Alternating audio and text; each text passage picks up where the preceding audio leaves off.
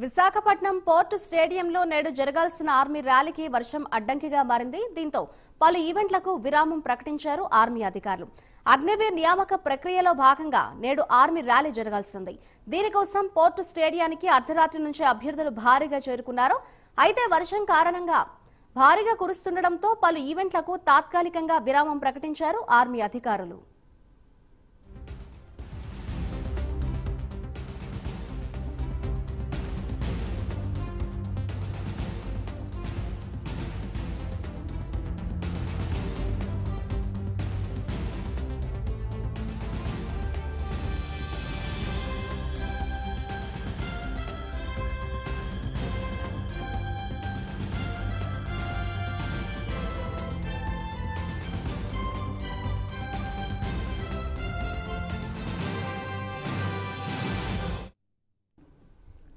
ఇక విశాఖపట్నం పోర్టు స్టేడియంలో నేడు జరగాల్సిన ఆర్మీ ర్యాలీకి వర్షం అడ్డంకిగా మారింది. దానికి సంబంధించిన బ్రేకింగ్ న్యూస్ చూస్తున్నాం. దీంతో పలు ఈవెంట్లకు విరామం ప్రకటించారు ఆర్మీ అధికారులు. ఇదే అంశంపై మరింత సమాచారాన్ని మా ప్రతినిధి నాయుడు అందిస్తారు.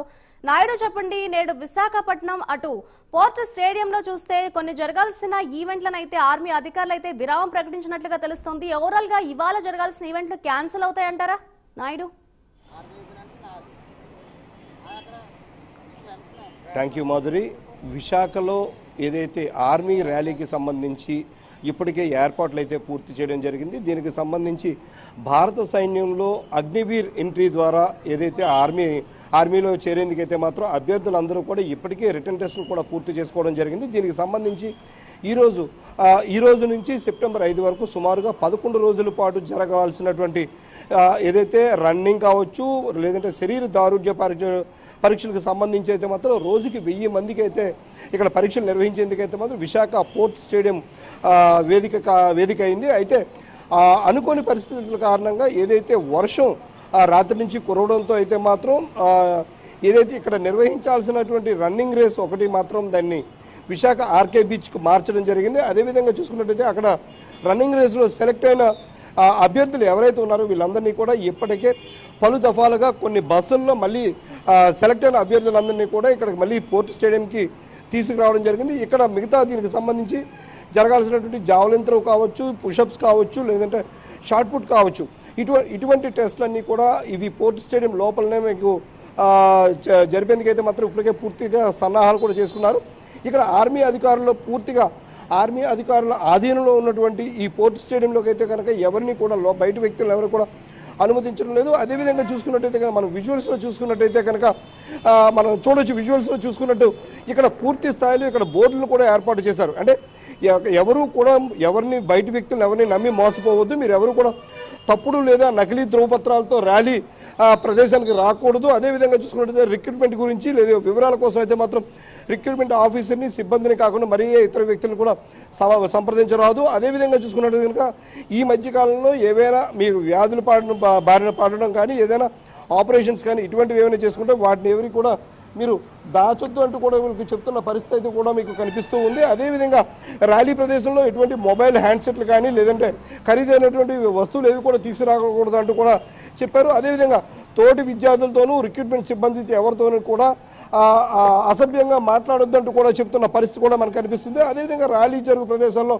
ఎవరు కూడా బయట వ్యక్తులు కావచ్చు, లేదా ప్రభుత్వ ప్రైవేట్ ఆస్తులకు నష్టం కలిగించే విధంగా కూడా ఎవరు ప్రవర్తించకూడదంటూ కూడా పూర్తి స్థాయిలో ఇక్కడ వివరాలను కూడా మీకు పొందుపరచడం జరిగింది. అదేవిధంగా ఆర్మీ రిక్రూట్మెంట్ ఆఫీసుకు సంబంధించినంత వరకు కేవలం ఆర్మీ అధికారులను మాత్రమే లోపలికి ఎలవ్ చేస్తున్న పరిస్థితి ఉంది. ఇంకా వేరే వ్యక్తులు ఎవరు కూడా లోపలికి ఎలవ్ చేసే పరిస్థితి లేకపోవడంతో అయితే మాత్రం పూర్తి స్థాయిలో కట్టుదిట్టమైన భద్రత నడుమ, లేదంటే కట్టుదిట్టమైనటువంటి ఈ ఆర్మీ అధికారుల పర్యవేక్షణలో మాత్రమే ఇవన్నీ కూడా జరుగుతున్న నేపథ్యంలో అయితే మాత్రం ఇక్కడ చాలా ఉత్కంఠకర పరిస్థితి కూడా ఉంది. అంటే లోపల ఏం జరుగుతుందన్నది కూడా బయట వ్యక్తికి తెలియలేని పరిస్థితి అయితే మనకి కనిపిస్తూ ఉంది. అదేవిధంగా ఇప్పుడు దీనికి సంబంధించి అగ్నివీర్లో ఎవరైతే వీళ్ళు పూర్తి స్థాయిలో ఇక్కడ సెలెక్ట్ అయ్యి వీళ్ళందరూ కూడా ఎదుగుతారో వీళ్ళందరికీ కూడా ఈ శరీర దారుఢ్య పరీక్షలు పూర్తయిన తర్వాత వీళ్ళందరికీ కూడా మళ్ళీ మెడికల్ టెస్టులు ఉంటుంది.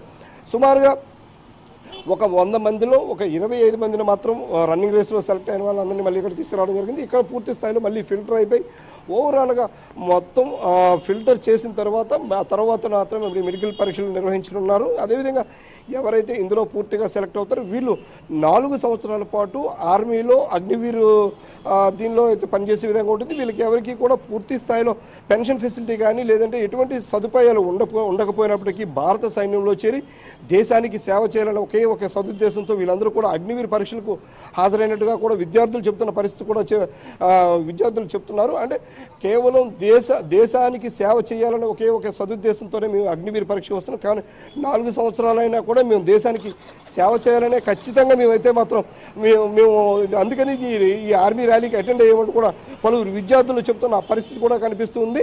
అయితే ఓవరాల్గా చూసుకుంటే 11 రోజుల పాటు జరగనున్నటువంటి ఈ ర్యాలీకి సంబంధించి రాష్ట్ర వ్యాప్తంగా విద్యార్థులందరూ హాజరు కానున్నారు. మొదటి రోజు అయితే మాత్రం వర్షం కాస్తంత ఇబ్బందులకు గురి చేసినప్పటికీ కూడా కేవలం ఈ 1000 మంది ఎవరైతే ఈరోజు ఆర్కే బీచ్లో రన్నింగ్ రేస్ నిర్వహించారో వీళ్ళందరిలో ఎవరైతే సెలెక్ట్ అయ్యారో వీళ్ళందరినీ కూడా ఇప్పటికే లోపల తీసుకురావడంతో రేపటి నుంచి ఏదైనా వర్షం తగ్గుముఖం పట్టినట్టయితే కనుక పూర్తి స్థాయిలో మిగతా కార్యక్రమాలన్నీ కావచ్చు లేదా మిగతా టెస్టులన్నీ కూడా ఇక్కడే నిర్వహిస్తామంటూ కూడా ఆర్మీ అధికారులు తెలియజేస్తున్న పరిస్థితి మనకి తెలుస్తుంది. Madhuri. Right, thank you Naidu.